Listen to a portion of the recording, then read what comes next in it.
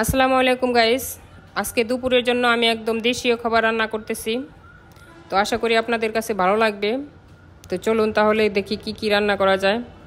তো এখানে আমি প্রথমে নিয়েছি লুনা ইলিশ। তো লুনা ইলিশ ভর্তা বানাবো। তো এদিকে লুনা ইলিশ ভর্তা বানানোর জন্য এখানে নিয়েছি পেঁয়াজ কুচি, রসুন কুচি, কাঁচামরিচ, লবণ, হলুদের গুঁড়া। তো এগুলো দিয়ে আমি প্রথমে মাখিয়ে রেখেছিলাম। তো এখন তেলের ভিতরে ছেড়ে দিলাম। তো এগুলো আজকে আমি ভর্তা বানাবো। তো এই লুনা ইলিশ এভাবে ভর্তা বানালে গরম ভাতের সাথে খুবই মজা লাগে।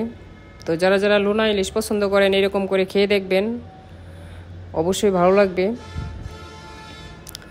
তো দেখতে পাচ্ছেন কালারটা কিন্তু খুবই সুন্দর।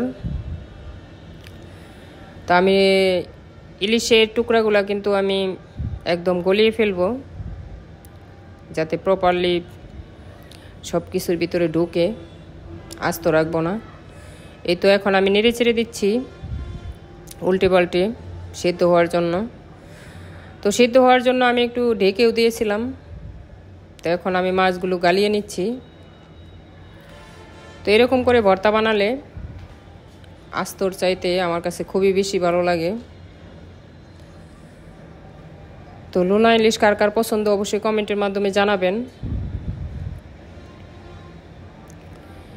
এদিকে আমার লুনা ইলিশ ভর্তা বানানো প্রায় শেষ। তো দেখতে পাচ্ছেন কত সুন্দর কালার হয়েছে। তো তারপরে আমি কিছু বাটা মাছ, পুঁটি মাছ ভাজি করে নিলাম মুচমুচে করে, একটু ঝাল দিয়েছি। তো আমার কাছে একটু ঝালটা বেশি হলে ভালো লাগে। আর এদিকে রয়েছে মুসুরের ডাল, মুগ ডাল মিক্স করে একটা পাতলা ডাল বানিয়েছি।